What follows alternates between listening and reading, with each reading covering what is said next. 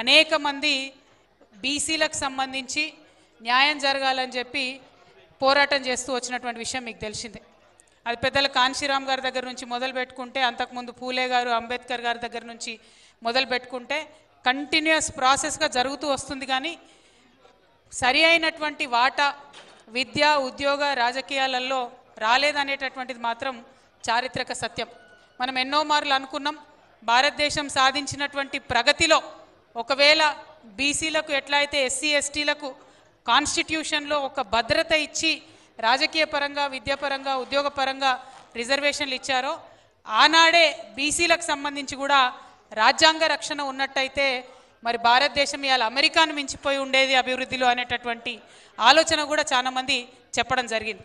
ఎందుకు ఈ మాట చెప్తా ఉన్నామంటే, ఎక్కువ పని చేసే చేతులుంటే, ఎక్కువ మంది సమాజంలో వర్క్ ఫోర్స్లో జాయిన్ అయితే, అది పొలిటికల్ కావచ్చు, ఎడ్యుకేషన్ కావచ్చు, బిజినెస్ కావచ్చు, ఎంత ఎక్కువ మంది జాయిన్ అయితే అంత ఎక్కువ డెవలప్మెంట్ వచ్చేటటువంటి ఆస్కారం ఉంటుంది. అందుకే ఇవాళ చాలామందిని అవకాశాలకు దూరం పెట్టినామనేటటువంటి బాధ ప్రజాస్వామికవాదులు ఎప్పుడు కూడా వ్యక్తం చేస్తూ ఉంటారు. మరి ఈ విషయాలన్నీ మీకు తెలిసింది. దీని బ్యాక్గ్రౌండ్లో తెలంగాణ రాష్ట్రం ఏర్పడ్డ తర్వాత మనం జనగణన చేసుకొని, ఆ జనాభాను ఆధారం చేసుకొని డబ్బులను, నిధులను ప్రాపర్గా మనం మళ్లించుకోవడం జరిగింది. ఎందుకంటే తెలంగాణ ఉద్యమం జరిగింది నీళ్లు, నిధులు, నియామకాల మీద. నియామకాల్లో, నిధుల్లో మనం పెంచుకుంటూ పోయినాం. మళ్ళీ ఒక అవసరం, ఇవాళ చారిత్రక అవసరం, క్షమించాలే, మదన్ లాల్ గారు, ఎక్స్ఎమ్మెల్యే గారు, రామ్మూర్తి గారు, వెంకటరమణ గారు ఉన్నారు, వారికి కూడా ధన్యవాదాలు.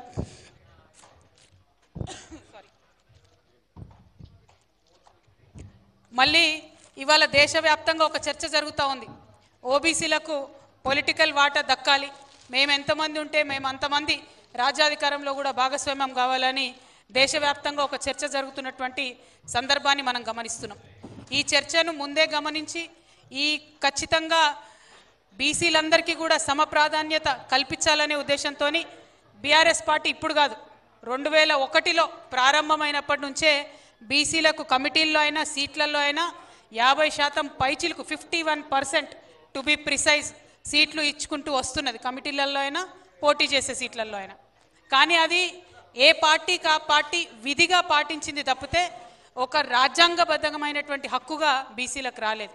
అది రావాల్సిన సందర్భం ఇప్పుడు వచ్చిందనేటటువంటి చర్చ జరుగుతున్నటువంటి నేపథ్యంలో గత సంవత్సరంన్నర కాలంగా తెలంగాణ జాగృతి ఖచ్చితంగా బీసీలకు న్యాయం జరగాల్సిందే అనేటటువంటి ఉద్దేశంతో మనం ఒక పోరాటం మొదలుపెట్టినాం. ఏం పోరాటం అది? తెలంగాణ జాగృతి సంస్థకు ఒక నేపథ్యం ఉన్నది. అసెంబ్లీలో ప్రెస్ మిత్రులు కొద్దిగా దయచేసి సైలెంట్ ఉండాలి. ఫోటోగ్రాఫర్ ఆగు, కూర్చోండి పిల్లలు. తెలంగాణ జాగృతికి ఒక నేపథ్యం ఉన్నది. అసెంబ్లీలో అంబేద్కర్ విగ్రహం పెట్టాలనేటటువంటి పోరాటం సరిగ్గా ఇవాళకి 13 సంవత్సరాల క్రితం అసెంబ్లీలో అంబేద్కర్ విగ్రహం పెట్టాలని స్వయంగా నేను 1 సంవత్సరం పాటు పోరాటం చేసి 3 రోజులు దీక్ష చేస్తే ఆనాడు ఉమ్మడి ఆంధ్రప్రదేశ్లో తెలంగాణ జాగృతి పోరాట ఫలితంగా అసెంబ్లీలో అంబేద్కర్ విగ్రహం పెట్టించుకున్నాం. అంటే ఒక సామాజిక దృక్పథం ఉన్నటువంటి సంస్థ తెలంగాణ జాగృతి. అట్లానే ఆ తర్వాత తెలంగాణ సంస్కృతిని గౌరవించాలనేటటువంటి నేపథ్యాన్ని ముందుకు తీసుకొచ్చి బతుకమ్మకు, బోనాలకు రాష్ట్ర పండుగ హోదా ఇవ్వాలి అని ఉమ్మడి రాష్ట్రంలోనే కొట్లాడి ఉమ్మడి రాష్ట్రంలో బతుకమ్మకు రాష్ట్ర పండుగ హోదా సాధించినటువంటి సంస్థ తెలంగాణ జాగృతి సంస్థ. ఆ పోరాటాన్ని కొనసాగిస్తూ రాష్ట్రం సాధించుకున్న తర్వాత బోనాల పండుగ కూడా హోదా ఇచ్చడానికి కేసీఆర్ గారిని మద్దతు కోరి వారు ఇవ్వడం కూడా జరిగింది. అంటే మేము మొదలుపెట్టినటువంటి ఏ అంశాన్ని కూడా ఎప్పుడు వదిలిపెట్టలే. సో అదే నేపథ్యంలో అసెంబ్లీలో పూలే గారి విగ్రహం ఉండాలి అనేటటువంటి నినాదాన్ని ముందు తీసుకొని దానితో పాటు జనగణన జరగాలి, జరిగినటువంటి కుల జనగణనతో దానికి అనుగుణంగా దామాషా ప్రకారం రిజర్వేషన్ పెట్టాలనే డిమాండ్తోని తెలంగాణ జాగృతి గత సంవత్సరంన్నర కాలంగా పోరాటం చేస్తూ వస్తున్నది. దాని ఫలితంగా ఇతర రాజకీయ పక్షాలన్నీ కూడా తోడుగా వచ్చినటువంటి ఫలితంగా ఇవాళ కుల జనగణన ఈ రాష్ట్ర ప్రభుత్వం చేసినటువంటి కులాల లెక్కలు మీరు చూసిండ్రు. వాళ్ళు మొన్న ఒక స్టేట్మెంట్ పెట్టిండ్రు అసెంబ్లీలో.